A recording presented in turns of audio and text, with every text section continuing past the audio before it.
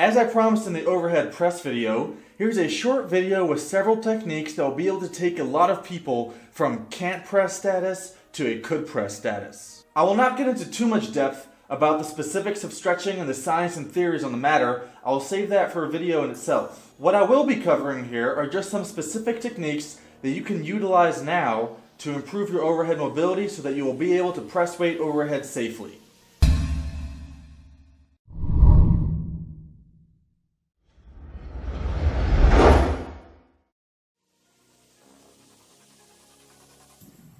First off, there's two essential terms you need to be familiar with before attempting to understand any stretch. The first one is isometric. This means that your muscles are contracting, but your joint angles are not changing. In other words, there is no movement. A good example of this is when you clench your teeth. There's plenty of tension in the jaw muscles, but there's no movement. The second term is eccentric. This means that your muscles are getting longer under tension. For this one, I want you to imagine like you just slipped off a cliff and you're holding on for dear life. As the time goes by, you start to fatigue, your muscles start to get tired, and slowly your grip starts to fail and you start to fall. Is there muscle tension? Oh boy, there's muscle tension. You don't want to fall off that cliff, but not enough to overcome gravity. In fact, it's yielding to gravity, and slowly but surely, your muscles are getting longer and longer under tension.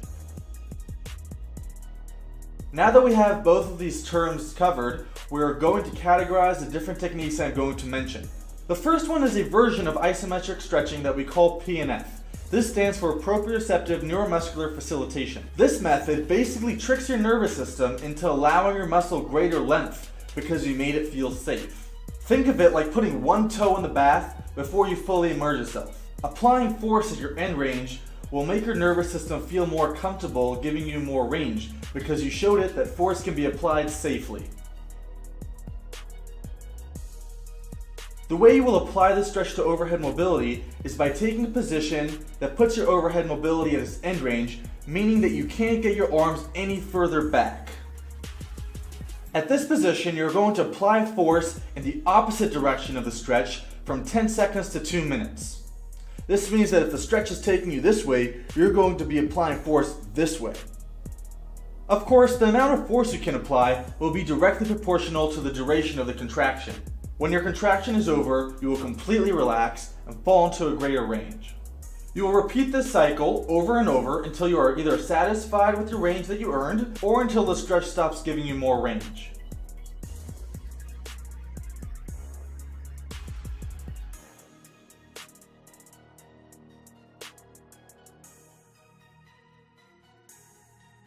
The second, third, and fourth stretches will be classified as the eccentric stretches. For the second method, you will take the same exact position as the first method, only here instead of taking a contract-relax approach, you will be under constant contraction pushing down with your hands, but at the same time you will be squeezing your abs and your hips to try and create opposing force to increase your shoulder range and get your chest closer to the ground. The key here is that the tension provided by your hips and your abs should be slightly more than the tension provided by your hands.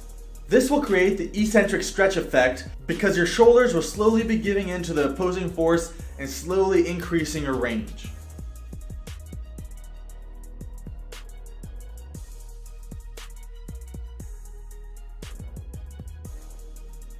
The third method is identical in reasoning to the second method, only here you'll be using gravity as the opposing force instead of your own muscles. To set up, you will stand on a platform about 1 to 2 feet behind a pull-up bar at a height that will bring the bar anywhere between the top of your head to your neck. You will grab the bar and allow your hips to fall, resting a lot of your weight on your arm's ability to press into the bar.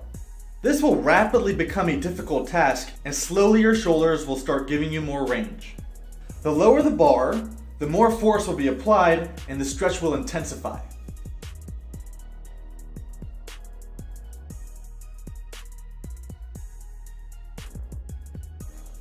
The fourth method is a wonderful and extremely underutilized tool. It's simply to hang from a bar. This will pull your arms into your desired position. Another bonus is that this method can be applied statically, dynamically, passively, actively, and ballistically, which are all terms that I will cover in a series dedicated to stretching and mobility.